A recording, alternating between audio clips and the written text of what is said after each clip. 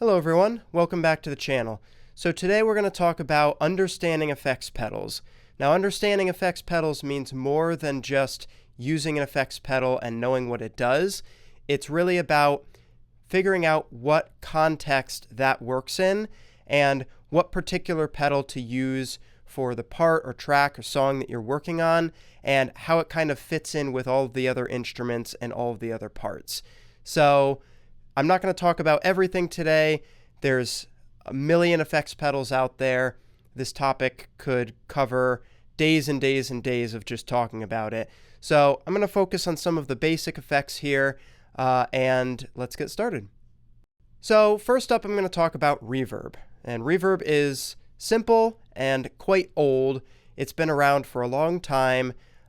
It first started out with people recording rooms and the natural room ambience, and they would put mics up in the room and capture the sound of the performers. And a lot of times back in the day, it wasn't necessarily intentional. It was more of a necessity because there wasn't really a good way to isolate each individual instrument back then because you didn't have enough tracks and or you didn't have enough mics, and close miking wasn't really a thing until the 60s. So in the 60s, Fender started adding artificial reverb to their amps. The kind of black panel amps, that era, which was like 63, 64 through 68 or so, they started adding reverb, and it was a spring reverb. So there's three types of reverbs, and we can go over that in a separate video, but there's spring, hall or room, and then plate. Those are kind of the three main types of reverbs. A room reverb or a hall reverb, for example, will be basically just capturing the sound of a room. Like imagine bringing a guitar amp into a large area, whether it's like a cathedral or a performance hall or something, and plugging in and playing and getting that room ambience and that kind of effect of filling up the room with the sound. That's kind of a room reverb or a hall reverb. Plate reverbs are actually a physical, usually very large plate. It's like a metal sheet that basically you run a signal through it and it sends pulses through that sheet, and there's a microphone that captures those pulses, and then the output turns into a reverb signal. Those were kind of used in the 50s. They're still used today, and they're really, really good on guitar amps and guitars in general, but people use them all the time for vocals as well. That's a great context as well. And then the last type is spring, and basically it's just there's a little tank in there which has an input and an output that usually sits in an amp. Usually it's a combo amp.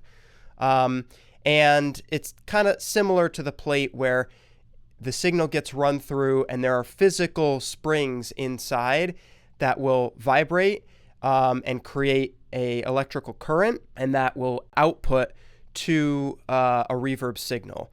So basically it's using the vibrations to transport that to a reverb signal. And that was very popular for like surf rock music back in the 60s. The Beach Boys used it a lot, and it has a very distinctive sound. I really like spring reverb. It has a lot of character, and every spring reverb tank has a different sound. Also, every pedal that tries to emulate a spring reverb tank also has a different sound. So it's very unique.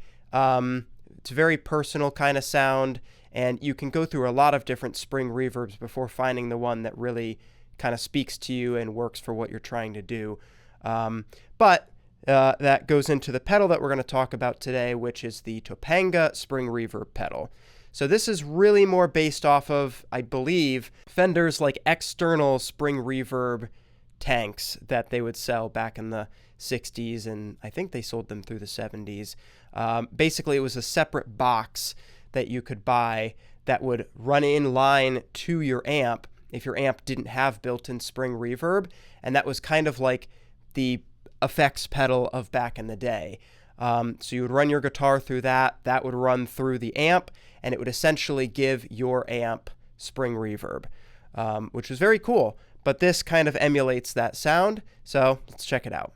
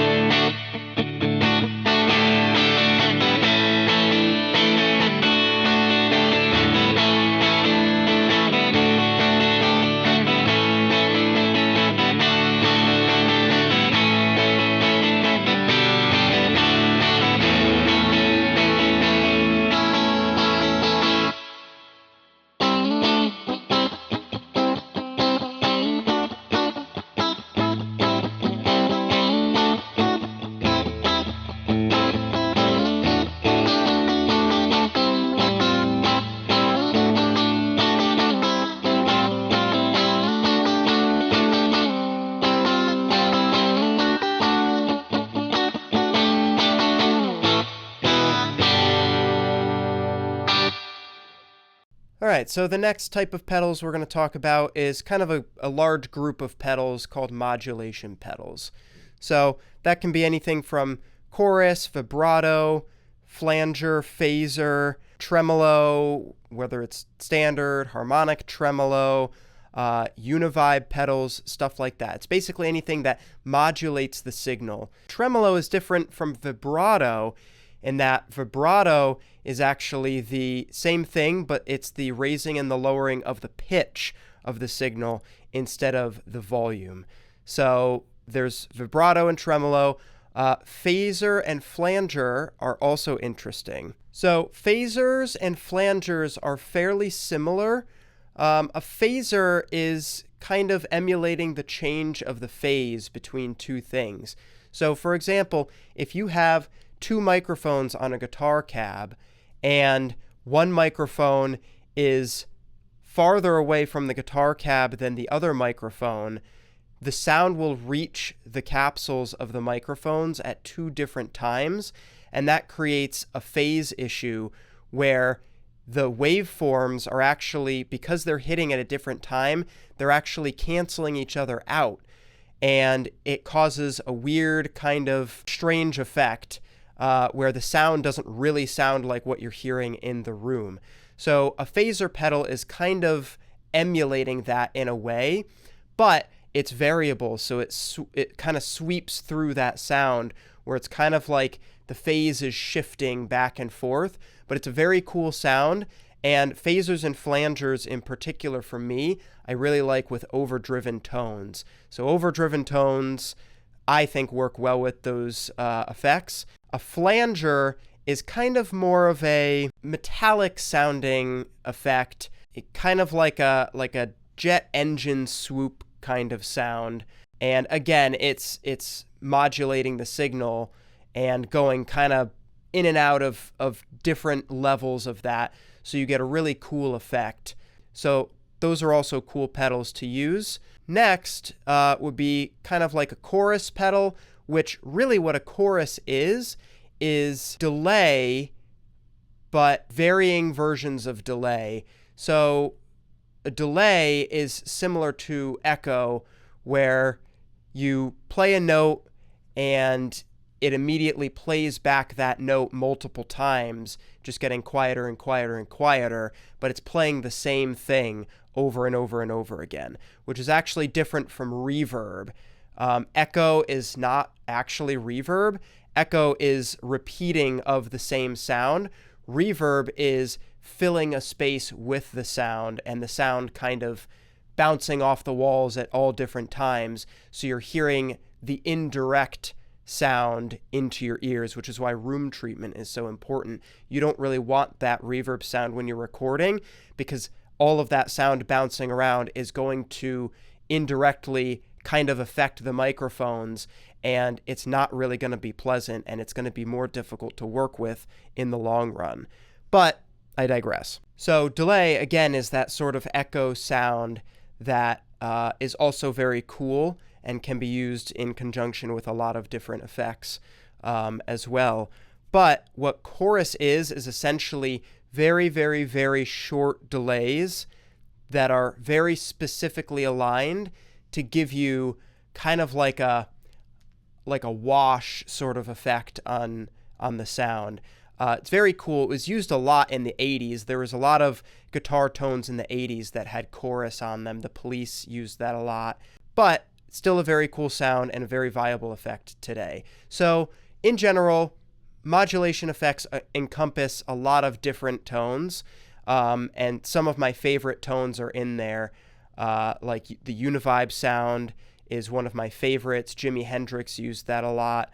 Robin Trower on the Bridge of Sighs, that sort of tone. So let's dive into some of those now.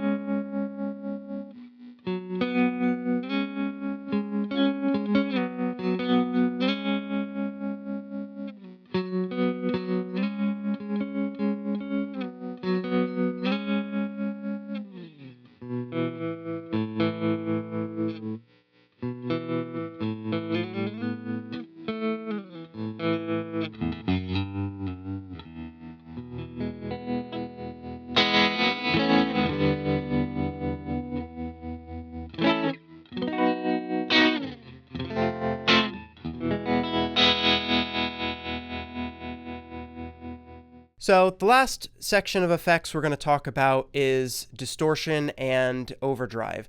So overdrive is really just an emulation of an amp's natural overdrive. So if you have a tube amp, if you crank it way up and put a lot of signal through it, those tubes are going to saturate and compress and kind of break up, which is what that overdriven tone is. A lot of the rock sounds of the 70s and 80s and even the 60s, going back to the 60s, were overdriven amplifiers. And there's a lot of debate that goes around with, people preferring a overdrive sound from a pedal versus an overdrive sound from an actual amplifier. And I think they're both useful. I love the sound of naturally overdriven amps, but I also think there's a lot of overdrive pedals that sound amazing. So overdrive is a really great effect. Obviously, not amazing for ballady sort of stuff, really slow, subdued stuff, definitely more of like a rock tone type thing. But I've definitely seen overdrive being used in a really kind of smooth, slow, ballady type of context. I think a lot about David Gilmour from Pink Floyd. He has those really melodic lines and kind of flows with his playing, but they are slightly overdriven. But when you play that single note stuff, the overdrive really doesn't affect the signal as much. It's more for chords. So it can be used in a very creative way, and it can clean up really nicely. But generally, it's a lot of kind of rock stuff. The vibe is definitely very rocky with overdrive. There's also boost pedals, which kind of go along the same lines. Boost is really just increasing the volume of the signal into the amp. So maybe you want to push the amp a little bit more into natural overdrive, and you'll use a boost. Or if you're playing a guitar that doesn't have as much natural output in general, something like a Stratocaster versus a Les Paul. Stratocasters don't tend to be as high output guitars just because of the pickups that they use. A lot of people will use boost pedals in front of those amps with those guitars to get a fuller, richer sound, or to push the amp a little bit further into breakup or overdrive. So let's take a look at some of that now.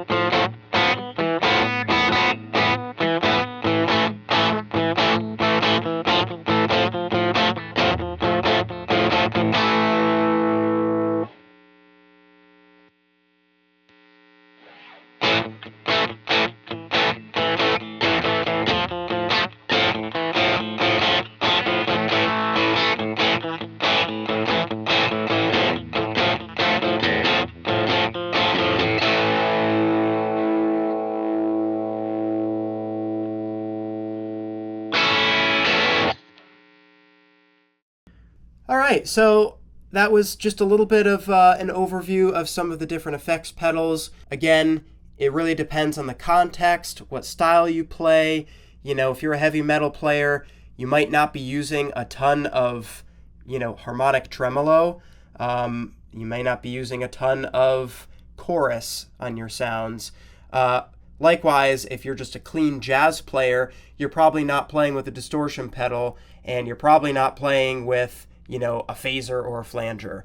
So it all works, but it's really what you want to use it for. Again, there are no rules here, which is something that I love about audio and recording and instrumentation and stuff like that. There's really no right or wrong answer. It's what you want to do. And hey, maybe you are a jazz player that wants to use a flanger or a phaser on his sound. Probably sounds pretty cool, and maybe there's already players out there that do that, but that's awesome. Again, it's all experimentation and what you want to get, what sound you're looking for, those kinds of things. So this is kind of just scratching the surface. we can dive more into these types of sounds in a later video, but this is kind of just a general overview of the different types of effects pedals that you can put on your board, mixing and matching. That's what I love about pedals. It's really personal. It's really, you can create your ideal tone just with a bunch of different pedals, just really chase that sound. So thank you. And again, I hate saying this, but please like and subscribe if you enjoy my content. It really does help with the algorithm and getting my videos out there. So thank you very much, and I will see you next week.